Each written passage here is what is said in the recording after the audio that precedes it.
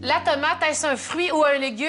Une chance que c'est un fruit parce qu'on n'aurait pas ces produits-là ici au Québec. Vous allez comprendre l'histoire. Bonjour, Pascal. Bonjour. Racontez d'abord l'histoire derrière Omerto. C'est votre arrière-grand-père Omer qui est derrière tout ça. Oui, absolument, absolument. Donc, mon arrière-grand-père a commencé en 1938, donc tout à fait en Belgique.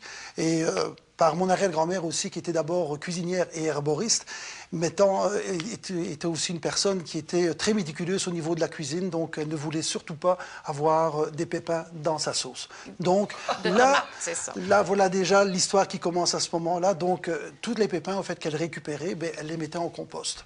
Le compost, vous savez qu'est-ce que ça fait? Ben, ça germe et après ça, ben, ça vous redonne un autre fruit. Donc, le fruit, à ce moment-là, ben, il y a eu une abondance, quelque chose d'extraordinaire dans les années 30. Et en 1938, ben, là, disons, ça a été une abondance extraordinaire. Mais et là, votre arrière-grand-père a décidé de mettre de l'alcool là-dedans. Ben, c'est-à-dire, on n'a pas mis de l'alcool là-dedans. Non, non, c'est-à-dire, au fait, on a transformé. Hein, donc, on a fait une vinification avec de la tomate. Et l'idée, à la base, pourquoi il fait ça? Il se décide de ça? Parce qu'il y a une idée. Parce qu'il y avait trop de tomates. Ben voilà, exactement. Bon, voilà, moi, mon arrière-grand-mère, ce qu'elle faisait beaucoup, elle faisait beaucoup de stérilisation, parce qu'à ce moment-là, il n'y avait pas de congélation qui se faisait. Donc, il manque de bocaux qu'il y avait pour faire la stérilisation. Donc, il a dit, bon, regarde, au lieu de jeter, dans les années 30, on ne pouvait pas jeter, c'était tout de suite avant la guerre, donc il n'y avait pas de gaspillage qui pouvait se faire. Donc, il s'est donné l'idée, au fait, d'en faire une vinification.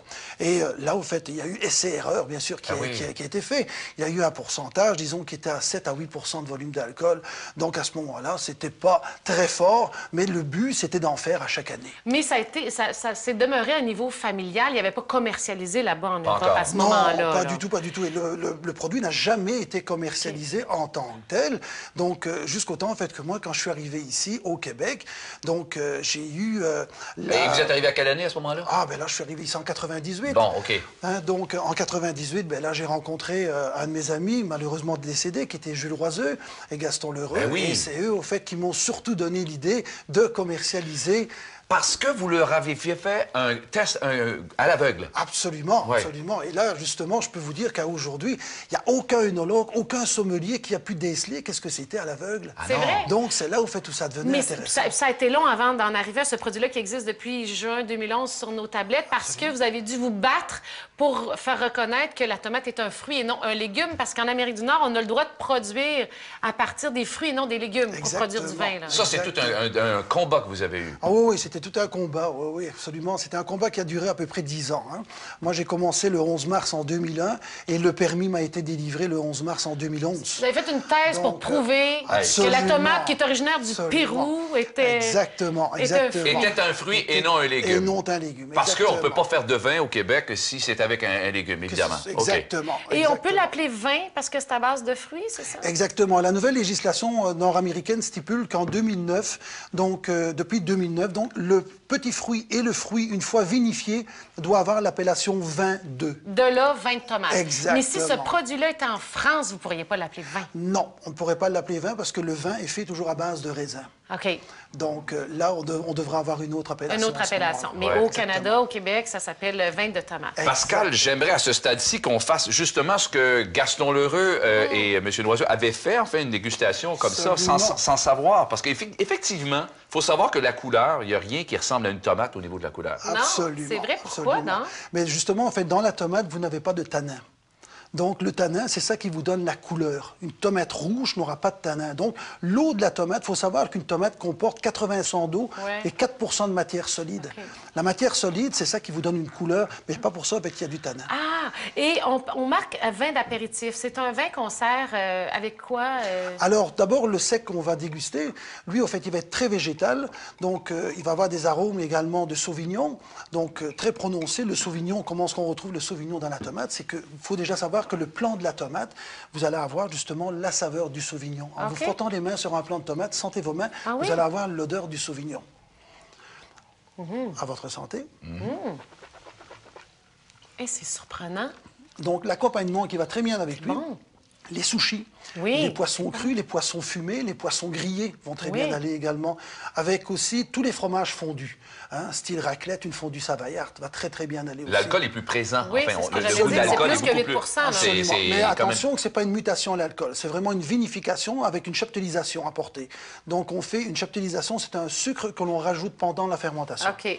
Et ça donne 18 Ça donne 18 de volume d'alcool. C'est sec. Tu sais, je m'attendais Oui. à quelque chose de sucré. Oui, pas oui, du c'est tout ça. le Ben, cas. ben, oui. C'est sinon, on sec, pense c'est- au vin, Absolument. c'est ça. C'est bon. Absolument. On pense au vin de pomme, au vin de glace, c'est ça. Mais c'est pas ça du non, tout. c'est pas ça non, du non. tout. Du tout. Et comme vous dites, avec un poisson, ça, je vois bien ça. La différence avec celui qui est moelleux. Le moelleux, lui, au fait, il va être beaucoup plus fruité, il va être beaucoup plus floral également au niveau du nez. Quand on parle floral, on va aller chercher de la fleur d'oranger. On va aller chercher également tout ce qui est fruits confits, un peu d'agrumes au niveau de l'orange aussi que vous allez déceler. Et vous allez aussi déceler un peu de fruits confits. Il sent, Donc, il sent. c'est vraiment très agréable Mais au pour nez que aussi. le goût soit différent, vous avez ajouté... Non, pas du tout. On ne rajoute quoi? pas. Ce sont vraiment les variétés de tomates que l'on c'est fait. vrai? Absolument. On a 6 variétés ancestrales du Québec que j'ai voulu retracer surtout. Ouais. C'est des variétés d'il y a 450 ans, quand les premiers colons sont arrivés ici. Et moi, j'ai vraiment voulu retravailler ces variétés-là pour remettre un peu au goût du jour des variétés qui avaient été oubliées. Ouais. Vous êtes allé les rechercher... Par les semences du patrimoine. Comment? Ah ouais? Par les ouais? semences du patrimoine, exactement. Les semences du patrimoine qu'on garde quelque part? ou quoi? Oui, absolument. Kamouraska. Kamouraska, au fait, oui. vous allez pouvoir retracer. Et vous qui êtes de la Belgique, est-ce que vous trouvez qu'en termes de quantité de tomates qu'on peut trouver ici, est-ce qu'on est riche de ce Ah, ben côté-là? vous êtes riche, certains. Ah oui, vous oui, êtes oui. très riche même, parce que faut pas oublier, en fait, il y a 450 ans, quand les premiers colons sont arrivés avec leurs graines, ils sont arrivés avec beaucoup de variétés, mais toutes les variétés n'ont Wow. pas pris non plus. OK. Donc, ce qui a fait, c'est que les variétés qui ont pris, qui ont été porteuses, ça c'est intéressant aussi, au niveau du climat, au niveau des sols également. Donc, tout ça a fait qu'on s'est enrichi avec des variétés autres. Ouais. Donc, ils ont fait des mutations entre eux. Mais c'est Vous magnifique. savez- Le vous moelleux savez me avec plaît quoi? davantage. Ouais, il est Hein? plus, Ouais, c'est ça. C'est-à-dire que ça casse moins de ce qu'on est habitué Ah, de boire absolument, dans le moelleux, absolument, effectivement. absolument. Il y a un petit fond cognac, mais très faible. Tout à fait. C'est Mais, ça, hein? mais beaucoup plus faible que l'autre, en Très fait. peu- oui, Mais oui, le c'est premier, ça. disons, je vous dirais, il aurait plus la tendance un peu saké. Oui. Saké, Ça, oui, saké, dans ce sens-là. whisky, Oui, oui. oui, OK. un peu alcool de grain. C'est ça. en somme, Et hein. C'est vrai. C'est ça. Mais lui, le deuxième, lui, il va être beaucoup plus tendance Porto, Oui, c'est Pinot de ça. Charente Qu'on va également. servir avec une Alors, entrée aussi. avec les foie gras, avec les terrines, les mousses de Oui. foie, Ouais. les fruits de mer, de la pétonque, du homard, grillé, de la gambasse grillée va très bien aller. Mais vous avez rien dit avec que ça pouvait pas se prendre avec des tomates.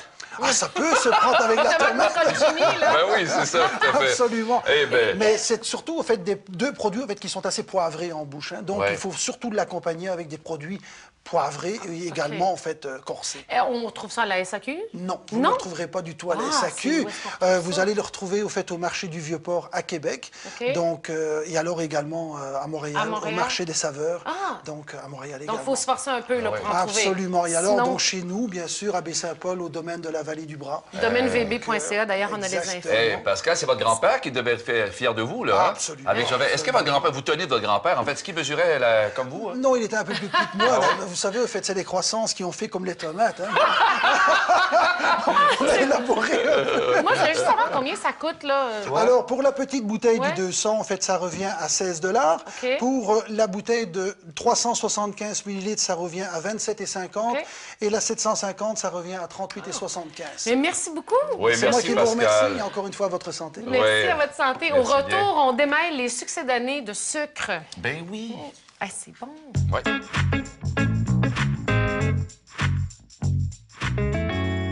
Saviez-vous que de nombreuses fêtes de la tomate sont organisées dans le monde, notamment aux États-Unis, en Europe et en Australie?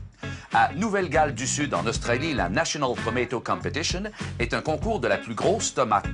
À Buñol, en Espagne, la tomatina se distingue par son caractère de la bataille festive, dans laquelle les seules munitions utilisées sont des tomates bien mûres.